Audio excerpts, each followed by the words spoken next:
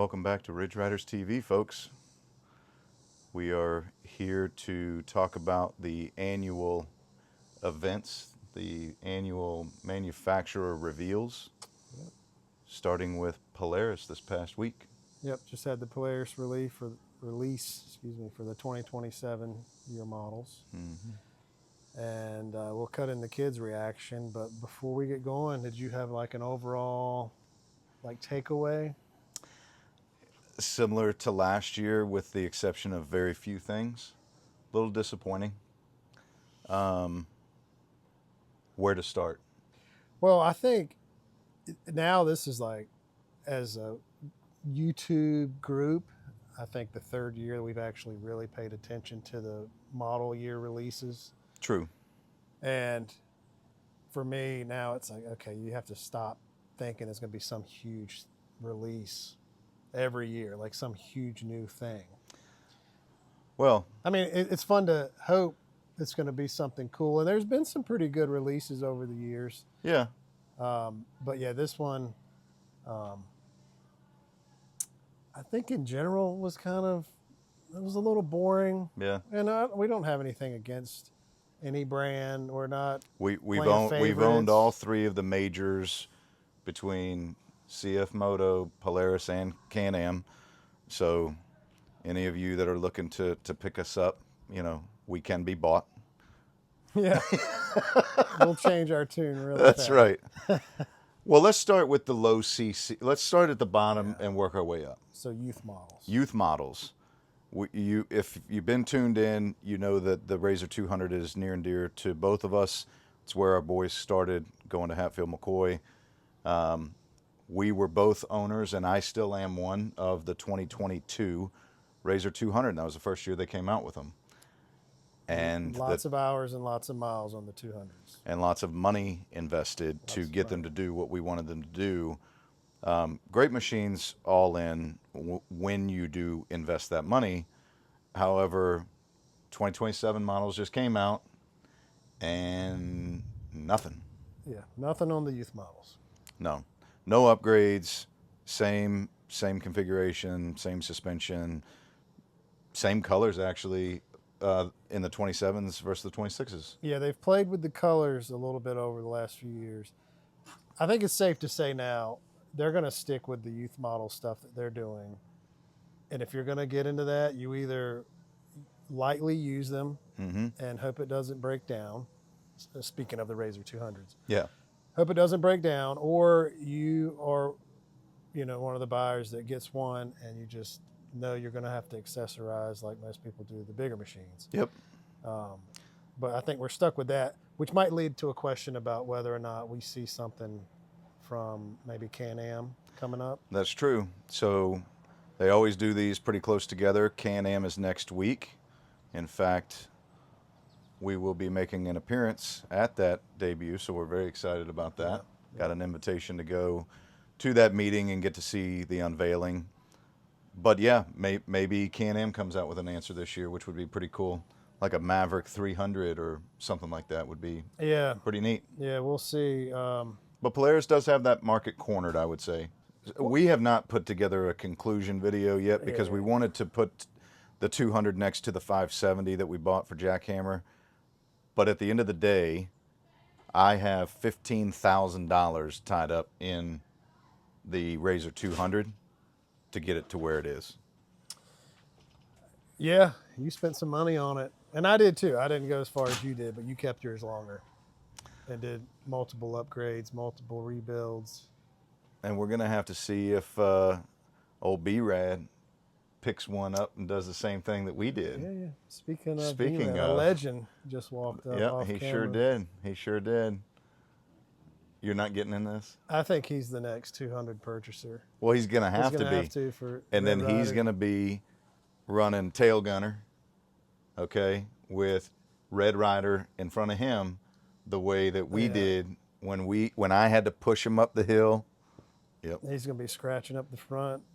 Yep. Pushing. Yep. I hope he's going to figure out some really cool, like, protective material so that it doesn't scratch his brush guard. All right, so So 200 no change, nothing on the 110s 200s. no change, right? Let's jump to the next category, which is Polaris trying to get into an affordable model of an ATV. Yeah, last year they tried to do a more affordable Ranger. Yep. So one of the things they did do this year was the new Ranger Sportsman 500, and it actually seems like a pretty good machine, but you're still left at that decision of, do you try to get a somewhat cheaper Can-Am or Polaris or Yamaha, Honda, something like that, or do you go back to CF Moto? And you crunched didn't you look at We the did. numbers on the 500 and what you get versus like the entry level CF Moto? So I think the problem with some of these bigger manufacturers like Polaris and Can-Am is that their price point has always been a little higher than CF Moto. And a lot of you have said it's because it's a Chinese manufacturing brand. However you feel about that, a dollar's a dollar. And the CF Moto 500 comes stock with power steering, comes pretty with a pretty decent complement of Mm-hmm. like the screen and things like that. But to make the 500 Sportsman affordable, they took power steering off and made it an option. So that is around 7 grand, I think, the one without power steering. With power steering is almost 8, and you can get a CF Moto 500 for about $6,500. And So there's a that's the 500 that's because the are they still 500. doing the 450s on the CF Moto? That's a good I question. think so. They might be. Which is a But a little bit 5 to cheaper. 5 with power Yeah. steering is about a $1,500 gap. And when you're talking as a percentage of the total, that's almost a 30% difference in cost between the brands. So Yeah, and you're getting everything with the CF Moto. That new Polaris, um, it's like non-selectable all-wheel drive. It's all the time, um, which is kind of cool. I like the way they had that front diff. I watched a video on how that works, where it engages when you have slip. I got somebody. what is he That's doing the over legend here? over there, B-Rad. Watching. What are you doing, watching man? YouTube? Can you go down to the dock with the kids? Anyways, the full-time, full-time all-wheel drive seems kind of neat. I think people are already griping that you can't turn it on and off. Yeah, yeah. But I think the idea is, if it's a budget machine, it's probably cheaper for them to make it, but you get, all-wheel drive that engages if the front tires are slipping, which is not a bad idea. No. I mean, I wouldn't gripe if it's cheap and you're getting something like that. Now, how that works in practice, like in the real world, how it drives and all that. But go back to CF Moto for a minute too. They also it's come built stock in. with it's All built of it. in, and it also comes stock with a synthetic rope winch. Most of them do, I think. I think they all do now. And it's selectable four-wheel high and low. Yep. I think even the diff lock comes. I think it does. I think you in the get it 500. all. I think so. I think you get it all. All right, so moving up in the CC range, let's go to what you love, the Scrambler. They made so many changes this year to the Scrambler, huh? Yeah. I mean, you I could mean, just file off your VIN and put a 27 on it. It's the same thing. It's hard to watch the reveals, and of course, I don't think they really mentioned the Scrambler. But when you look up the 27s, it's the exact same It's thing. the mean we're mean still green. making the same one, or we had them left over. Yeah, so if you But- get a Scrambler, you're getting the same thing, Cascade Green. The second year, though, now that Polaris has not answered Can-Am with the new 1000. And it's not new anymore to Can-Am, but Polaris has not come out with a 1000 answer to the 101 horsepower. Which takes us to side-by-sides, because it seems like their focus and their bread and butter is the side-by-side market. And that's the biggest news they had, was the turbo on the Pro R. Yeah, that is a pretty mean machine. So it is a Razor Pro R Boost. From what I understand, there's the Ultimate and the Ultra. So 2 versions. One is in the 46,000 range, and the Ultra goes to about 50, 52, somewhere in that ballpark. Yeah. 275 horsepower, which now eclipses the high-end Mavericks by almost 35 horsepower, I think. Right, and last year the Pro Rs I think were 225 horsepower. Yep. So it's a big jump within the brand. Yep. They also have, is it selectable sway arm? There's an electronic sway arm adjustment or something along those lines. Yeah, where it's adjusting based Yeah. on what you're doing. And I will say too that the suspension travel on the Pro R Boost is a couple of inches. It's significantly more than Can-Am, at least 2026 models. Yeah. We'll see what they're coming out with. Yeah, for you side by side guys, I mean, I'd like to know how everybody feels about it. Yep. I wouldn't mind driving one. No, I think that'd be fun. It'd be fun. So But let's go to the utility. Well, let's stay on Razor for a second. So the 900 Trail and the Trail S. you mean you want to focus on the rest of the non-news? I mean, it came out in white. They changed the color Change the again. color, yeah. So our boys are still driving Razors, the Trail models. They still are going to do the Trails, the Trail S's. They basically changed the paint color from what we saw. Which was disappointing for me because Mason's getting to the point where his is getting some miles on it. And before we start having any major repairs, I was looking for an upgrade, and I literally was waiting till the 27 reveal to decide what I was going to do. And now I'm kind of hinting at or wondering, should we explore the Z10? Should we look at a different manufacturer? But those trails have been awesome for what we want to do. Perfect. Once again, if you have a 200 and your kids are getting too big to drive them, the Razor Trails, in our opinion, are the way to go. Yeah, totally. But, you know, we had talked about the possibility of a manufacturer doing like an enclosed trail or something like that instead of having to buy all that stuff. And that, of course, did not happen. No, they focused all of that effort on the Ranger lineup. So I think there's 17 or 18 different there's 27 Rangers. versions of the Ranger now. Yeah, that is crazy. And well, you can't keep track of them. No. We actually were talking about it before making the video, and we were like, man, can you believe they did this Mountaineer Edition Ranger 1500 where they're giving you a lot more low-end torque and not as much high speed, but it'd be nice because we did a video trying to do some pulling with our 1500, and it was a little disappointing going up a hill. So the more torque sounded kind of cool. Well, come to find out, the Mountaineer Edition came out last year, and it just kind of, went right over our heads. Yeah, it didn't even So remember that it. Mountaineer Edition does have 377 rear end versus the 307 rear end, but it does restrict the miles per hour. It's 12 miles per hour slower than your 1500 with the 307s in it. But yeah, like you said, that was old news. That was so old news. we kind of got excited, and then we're like, oh wait a second, we had that last year. Yeah, we realized that already came out. Yeah. But you start to lose track of all the models. But the 500 is nice, but the boys brought up a good point that could they put the 500 Ranger, could they put the 500 motor of the Ranger in a Razor platform to come back out with that intermediate that we're looking for to fill that gap?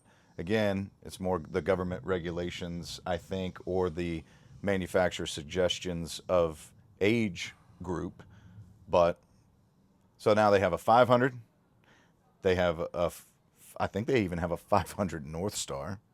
They have a 600, and then I believe they jumped to the 1,000. And in the 1,000 range, I do believe there's probably 6 or 7 Trim packages. trim and stuff, packages. yeah.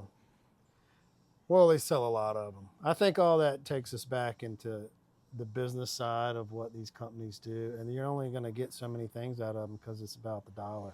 Yeah. And I think they just know people are going to get out of the Razor 200 and have the kids in a 500 or a Razor Trail like we do, and they're not paying attention to the age restrictions on them. No. Which, good or bad, I mean, I think that's just the reality. So I don't see them making something in the youth area anymore, other than what they have.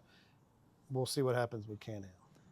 Hey guys, I need to insert this right here. Chris and I finished filming earlier and completely forgot to talk about the Expedition. We had it in our notes and we just got sidetracked. We'll blame that mostly on Brad for rolling in and distracting us. But at the reveal this year for the 2027s, they announced the new Expedition with the CVT system that has, I don't know if they're calling the whole system pneumatics or like a pneumatic system that couples with the CVT system. But basically it uses air pressure to help operate the clutch so you're not relying solely on RPMs, and that keeps the engine noise down a little bit. So seems cool. Probably was a very good move for them to make sure they had onboard air as a side benefit for that, where you can use an air compressor to pump up tires or use air operated tools. But I'm sure the first thought lots of people have whether or not that's going to last, or if it's just more to break, in the future. So we'll see. But the onboard air is pretty cool, and some reduced engine noise would be nice. We sold our Expedition because it was so loud, among other reasons, but they definitely are loud. The new Ranger, not so much. It's still got a little noise to it, but the Expedition was, it was loud. So anyways, that kind of sums up. It seems like everything else is about the same. They talk about the shifter being a little smoother, but I think, yes, it's essentially just a new CVT system with pneumatics on there for the 2027. So let us know your thoughts. I'll get back to the video. Yeah, so next week, like we said at the beginning of the video, Josh and I are headed to Orlando for the Can-Am reveal. Any predictions there? I don't think they'll do a youth model. I doubt it. The discussion we've had as a group about the possibility of a Gen 3 Renegade That could be real. would be fun. I think the money's in the side-by-sides for these companies. I think so too. I mean, the backcountry ended up being, I think, our favorite from last year. Yeah. At first we were like, oh, it's just 30-inch tires. Big tires on a four-wheeler. Who cares? Everybody does that. It rides awesome. But it's pretty cool. We enjoy I it. think, shout out to Brewer Cycles. We partner with you guys quite a bit. But if we can get our hands on a backcountry, if they don't come out with something significantly better this year, we're going to go back to a 26 backcountry, because it definitely was one of those staple ATVs that I think we'd want to keep around for a while. Good machine to have, just all around use. Yep. Trail riding. Mason, or one of the boys, brought up that I would not be surprised if they came out with the bigger screen for the majority of the lineup, and that would go for with and without smart shocks, because I think everybody's wanting it. And you go back to CF Moto. CF Moto's putting those big color display screens on all their machines now. I think you're dead on the money. I think the technology is such a big thing, and it's cheaper and cheaper for these guys to do it. So yeah, probably the speakers or just bigger display, anything related to something you can sync your phone to. Yeah. But they got to figure out something, because I do appreciate Polaris for doing what they're trying to do with the Sportsman 500, but even these 1,000 Can-Ams being $15,000, $16,000, $18,000, $20,000, it's gotten out of hand. Yeah, and that's why companies like CF Moto make a lot of ground. They're selling cheaper stuff, and right now it does not seem to more come affordable at too much of a compromised quality. We haven't had one long enough. B-Rad's got one that we're going to probably put some miles on again here in a September trip, so stay tuned for our next Hatfield McCoy adventures and getting some more miles on that CF Moto 1000 touring that he's got. And again, maybe I think more or less they're going to come out with an XTP they got to do a different color on the XTP, please guys. Yeah. Something else other than the granite color and the orange. We'll see. You can't predict, there's no telling what they do. Yeah. So we're excited to find out. B-Rad, you got anything to add? He's staying off camera. We'll get. We you don't one want to of get these. too famous. That's true. You know. Yeah. All right. Well, be sure to stay tuned for some content that we'll stream from the meeting with Can-Am, and be sure to like and subscribe and hit that notification bell. See you again soon. See you on the trails. Gentlemen, on Monday this past week, Polaris unveiled their 2027 lineup. We would like to get each of your perspectives on what they unveiled, starting with Jackhammer. Same old 200. That's basically it. We've had the Razor 200 for 5 years now. They haven't changed zero. Man, you brought up a good point earlier that no one else has anything even comparable to the 200 still, right? Yeah. Yeah. Polaris is the only company that has ever come out with something like the 200. They're the only model or company with a youth model side by side. We're still waiting for something like that. Maybe by the time Red Ryder gets in a machine like that, there's competition. It's getting close. I mean, he's going to be 9 this year. So, you know, he's right on the verge of when you boys started riding, which again, that's kind of crazy to think about, right? Yeah. You guys, well, you were He was like 8, 8 9, and you guys were about 10, 11, 10 or 11. when we really started going on those trips, right? Mhm. So, And I didn't even drive that much until like the 5th trip, maybe. yeah. Over to J-Dog here. What were your thoughts about the unveiling and what new products kind of stick out to you? So I'm disappointed, but also I'm glad in some parts. So I thought they were gonna do something in the middle, like the boys said. They haven't changed anything with the Razor 900 Trail S, nothing with that, just different color panels. But I am excited for the Razor Pro R Turbo. That is going to be a lot of fun for people who want to buy that if they want something fast but also cool. So you guys like the new turbo model, Yes, I definitely. think we all even though you can't drive it, Yeah. No. you want Y'all to drive can. Yes. Y'all can. Y'all can Yes. buy it and we'll just ride. Yeah.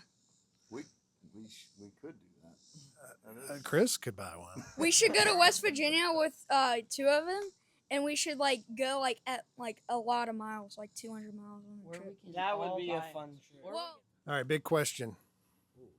No specifics as far as models, but overall, what was your emotional reaction after they unveiled everything?